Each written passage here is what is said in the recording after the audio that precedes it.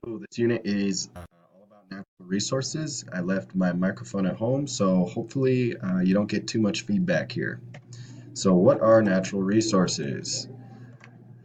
Um, that's going to be our unit. So the objectives are going to be to explain how natural resources are produced, explain how fossil fuels are formed, and explain how resource availability is limited by rates of use and renewal. So the first question is, what are natural resources? So, natural resources are raw materials supplied by the earth that are part of its processes. So, we've talked about a lot of the earth's processes in Earth Science A and B now. So, you should know what kind of processes we're talking about, like the water cycle, the rock cycle, most cycles and systems. That's what we're talking about with processes. So we've got some example of natural resources. We're going to be talking about water. That's a natural resource in all of its forms: ice, liquid, gaseous, like so gaseous in the atmosphere or as evaporation in the water cycle. Land is a natural resource. So the rock and its many layers, minerals and soil. And minerals are important because we take minerals all the time, and it's a non-renewable resource. Air in the atmosphere and all of the gases that comprise the atmosphere, those are natural resources. Living matter, so all plants, animals, bacteria, fungi, all that stuff, that's a natural resource. And energy, so, like wind and water and all sorts of different ways we get energy.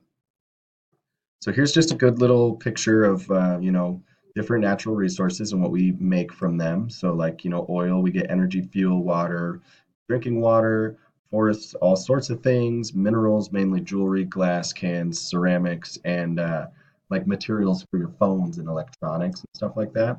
Then I'll move my face over so you can see animals.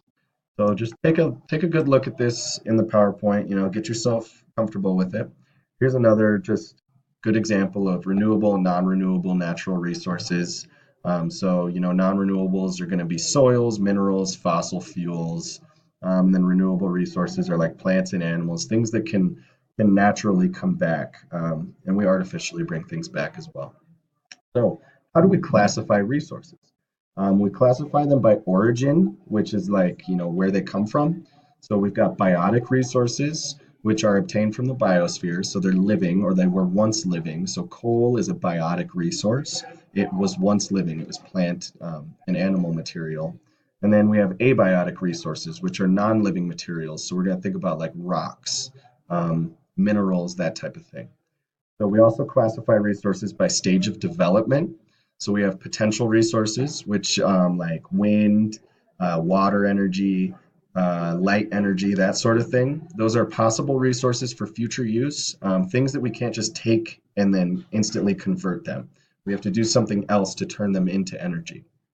So actual resources are resources that are actively addressed and assessed and utilized. So, that's like coal and natural gas. Like we pump that stuff from the ground, light it on fire, and then boom, we've got energy.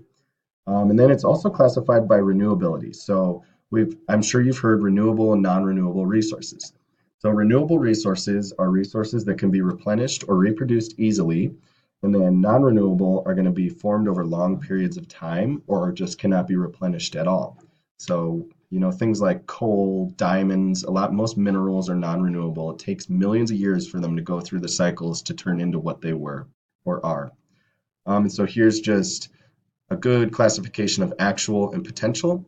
So along with those two other pictures that I showed you that you should go back to, this is something that you should go back to as well. So actual resources are like soil, timber, mineral deposits.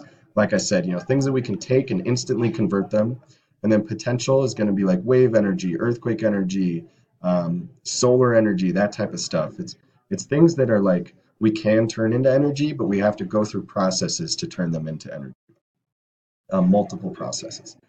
So here's just another really good picture here of renewable and non-renewable resources. Oil, coal, rocks and minerals. Nuclear energy is a non-renewable resource because we have to use things like uranium, plutonium, radioactive material that are actually rocks and minerals that we get from the ground. So, this cannot be sustained forever. The reason why nuclear energy is great is because it's like so much energy is produced with so little resources. Then we've got renewables, geothermal, solar, wood, wind, water. All of those are renewable energies. The one thing with water that I would say is that although it is a renewable energy because it's is cyclical in the hydrologic cycle, humans impact the hydrologic cycle in greater ways than we realize. We can sometimes take water without putting it back into the cycle. So that can make it a non-renewable resource. We only have as much water as is on the earth. So technically, yes, it is a renewable resource because we can convert it back into the hydrologic cycle, but it is also a semi non-renewable resource because especially in certain areas, it can just go away forever. So that's something to think about. And then here's just more like biotic versus abiotic.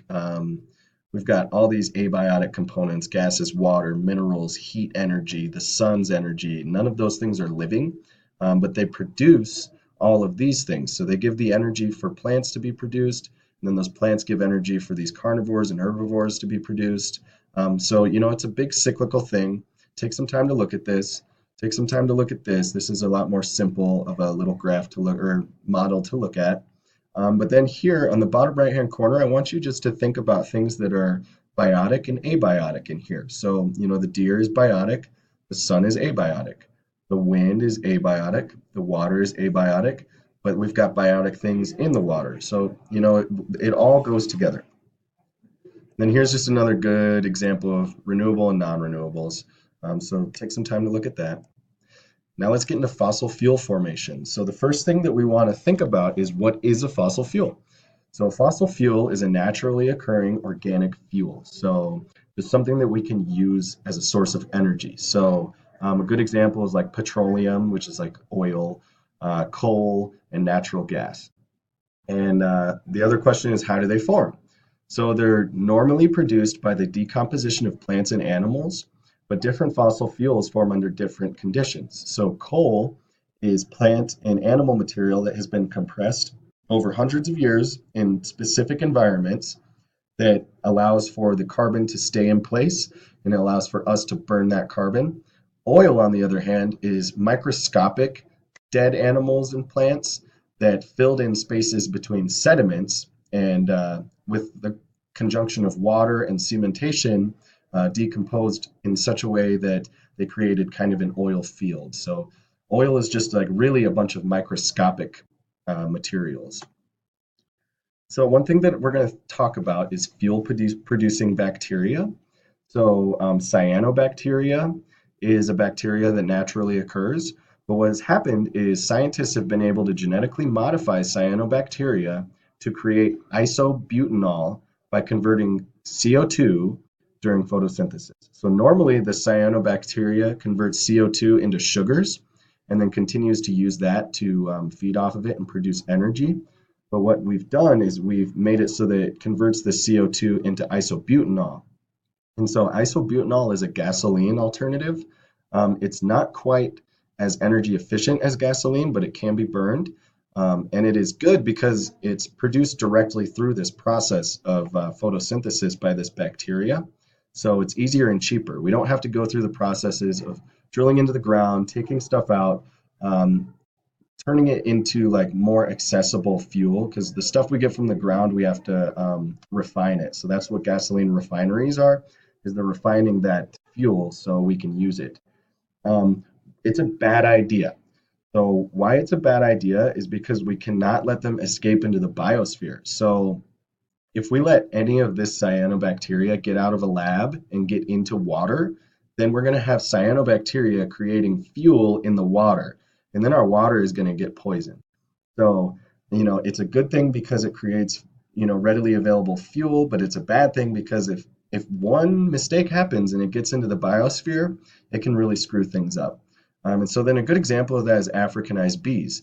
Scientists said, oh, we've got these Africanized bees, we're doing studies on them, we'll never let them out. This was in South America. One lab in South America let out some Africanized bees. Now we have a devastatingly large population of Africanized bees all throughout North America, South America. They're all over. They spread very quickly. So we can't just trust someone to say that we won't let them out. We have to just not let them use it because eventually they will get out. Okay, so let's get into water about natural resources. So H2O is water. Water has limits to availability as a resource. As I was talking about earlier, sometimes we take without putting back into the hydrologic cycle. So really, we have the amount of water that we have on this earth is the amount of water that's been here and the amount of water that's going to stay here. So it doesn't really change all that much. What changes is human activity. So sometimes we take more out without putting in, so that actually decreases the amount of available water. So the leading cause of decreased availability is actually less precipitation, which results in droughts a lot of the time.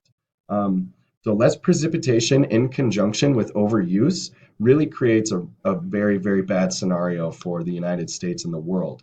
We're seeing that now in California, Arizona. We have less precipitation because it goes in the cycle, and we've been overusing for too long. And then we also had a drought. So we had all these three things going together in conjunction, creating a really, really bad time for people who were trying to use their water. Um, so we've got some potential reactions to limited availability, and those are like limiting use, which is what they do in California, and then increasing price for use, which is also what they do in California. They have a water tax. In 2005, the United States Geological Survey estimated that the U.S. usage of water was 410 billion gallons per day. So 5 years after that, in 2010, we went down to 355 billion gallons per day. So they do this every 5 years. So you can go on the USGS site and look it up, look all the numbers up on your own. But that's a lot of water that we're using. So take a look at this graph. I'm not going to go over it. You need to be able to have graph reading skills. But really, the thing that you need to know is we use a lot of irrigation and public supply and then thermoelectric power for our uses of water. So for our residential use, which is going to be public supply, most of that is lawns and pools and flushing of your toilet. So think about that the next time you think that you need grass in a desert area, which is where we are in Colorado. So let's get into timber. Timber is another resource that we use. We use it a lot. In 1991, the US demand for timber was 18 billion cubic feet per year. So a cubic foot is just going to be the volume. So like the tree in a circle, that's going to be the cubic foot. So we had a reaction to that. We needed to create different timber cutting techniques. Previously, we were using clear cutting, which is not an environmentally responsible way of cutting. We just cut them down, leave the stumps, and go on to the next part. So we started to change timber collecting techniques. So some results of new timber collecting techniques immediately afterwards were an initial shortfall in available timber, which decreased the availability of timber. It increased the demand of timber, and then it increased the cost of timber. But over time, these sustainable techniques always work because they always increase the availability and they decrease the cost and they decrease the demand. So it's always good to be sustainable. It goes back to the tragedy of the commons, which is something that you guys should look up. I may add a link in here at some point, but it's a really good read. It's only like 6 pages. So here is an example of clear cutting. So companies owned this section of land. They cut all the trees down and left stumps. And so this is going to lead to erosion. There's going to be decreased plant growth, all sorts of bad things. We all know about erosion already, so I'm not going to get into it too much. So the overview here. Essentially, natural resources are a good thing, and we use them, and that's a good thing that we use them. What we need to focus on is using them in a sustainable way. And we need to focus on using them in a sustainable way that doesn't have an ecological, environmental impact negatively. So we use them for electricity, fuel, transportation, heating, cooling. They're readily available, they're cost effective, they're plentiful. They're good things. I'm not trying to say that we should stop using natural resources. What I'm trying to say here are these negatives. We have a lot of non-renewables. So we have to make sure that we're not using too much too quickly for future generations to be able to use. And a lot of them also have a negative environmental impact. So think about fossil fuels. When we light those suckers on fire, they put more CO2 into the atmosphere, and we just got through our climate change lesson, so you should know exactly what happens when we put more CO2 in the atmosphere and contribute to the greenhouse effect. So have a good one.